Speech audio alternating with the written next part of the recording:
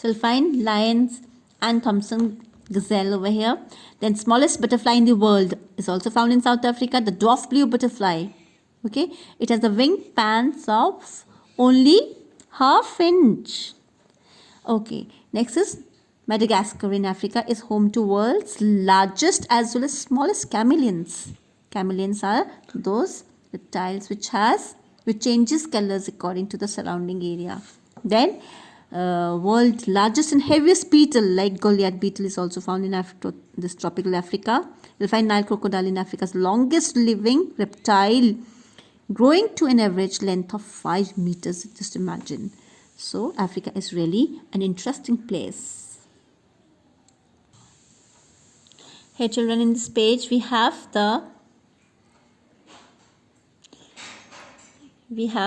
the case study cocoa cultivation in Ghana. Let me clear my video. Okay, now you'll find that Ghana is the West African country and it is formerly known as Gold Coast. Okay, when it was under British rule. So it gained freedom in 1957 and became a leader in the African continent struggle for national liberation.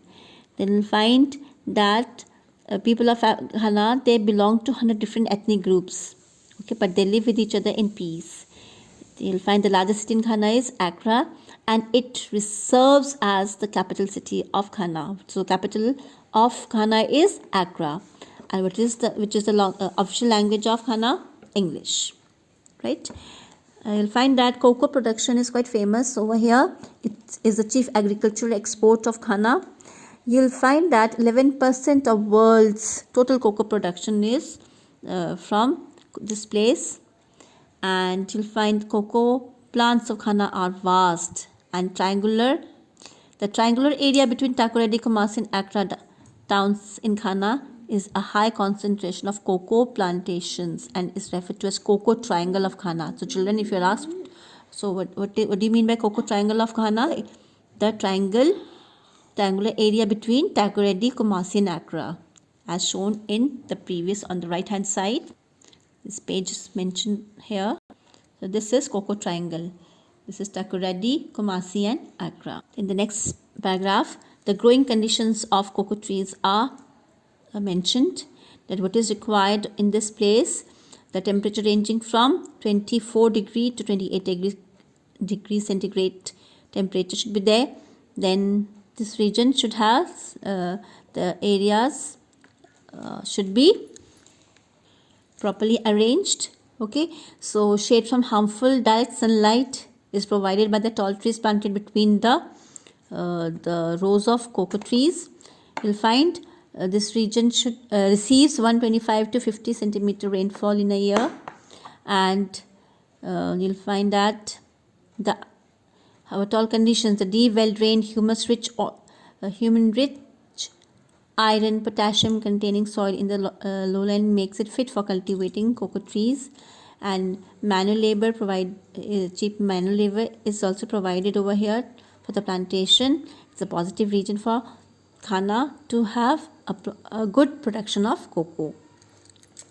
Production or cultivation, you can say. Next, planting of cocoa trees, you'll find that the cocoa itself is grown from seedlings raised in nurseries. And when this seedling grows into a height of 5 centimeter, they are transplanted at a distance of about 1.5 meters or 4.5 meters, right? Then they grow shady plants like banana, palm and rubber in between the rows. Why do they do so? To protect the young plants from strong winds and direct rays of the sun. You'll find that product of these trees are sold by the farmers for extra income. Geographic factors mentioned, you can read it on your own. On the next page, the cocoa trees, the length, the height of cocoa trees is mentioned over there, that it is 6 meters tall, okay, and 30 centimeter long leaves that are shiny and bear small pink flowers around them. Flowers grow up to the trunk and in the trunk and the old branches, okay. Then you'll find that the seeds of the tree are called cocoa beans. They are called cocoa beans. This picture, this video is not much clear. Okay, now it's somewhat. Then you'll find the bean kernels have a lot of fat, and this can be extracted as cocoa butter and used in soaps, cosmetics, and medicines. Then about the harvesting, that is cutting off. This harvesting means when this cutting of the plant is done in 2 seasons, that is from October to March and other from May to August. Okay, and there's a short time after harvest, the outer peel of the pod is split open with the help of broad knife called machete. What is machete? Is a broad knife used for splitting open the outer peel of the cocoa pod, and this is done with a great skill to avoid any damage to the beans inside. Right?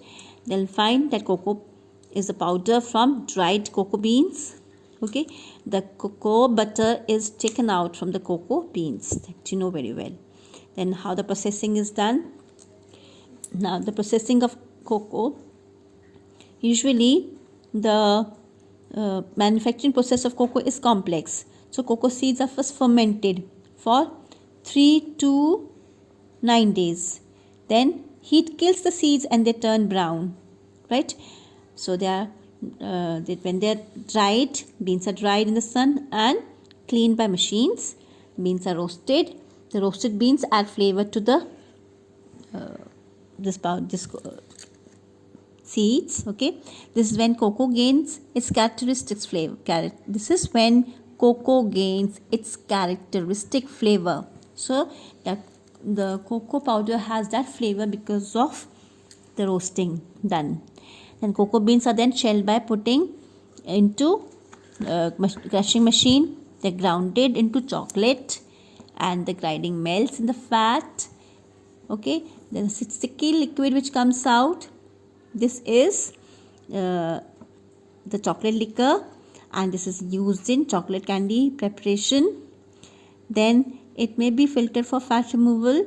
You'll find that the remains are cooled and then grinded to produce cocoa powder. So this is how chocolate is. You get chocolate and the cocoa powder. So you'll find nearly 1.2 million hectares of land under cocoa cultivation in Ghana, forming nearly 60% of Ghana's exports in recent decades. You'll find cocoa production is under stress now.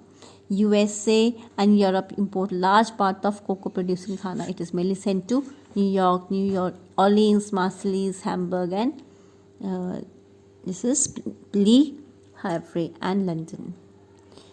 Right now, despite being the largest producers of cocoa, the cocoa farmers face number of problems such as dependence on old trees, diseased crops, mismanagement, and so to some extent climate changes also.